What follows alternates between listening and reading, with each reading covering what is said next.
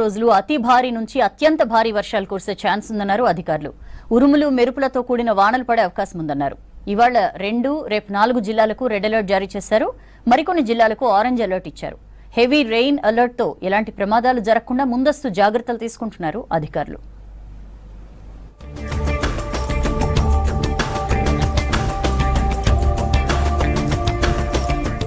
జిల్లాలో భారీ వర్షాలు కురుస్తున్నాయి. అల్పపీడనంతో పాటు నైరుతి రుతుపవనాల ప్రభావంతో సిటీతో పాటు జిల్లాలో వర్షాలు కంటిన్యూ అవుతున్నాయి. అక్కడక్కడ భారీ వర్షాలు పడుతున్నాయి. ఇక రానున్న 3 రోజులు అతి భారీ నుంచి అత్యంత భారీ వర్షాలు కురిసే ఛాన్స్ ఉండడంతో రాష్ట్రానికి రెడ్ అలర్ట్ జారీ చేశారు వాతావరణ శాఖ అధికారులు.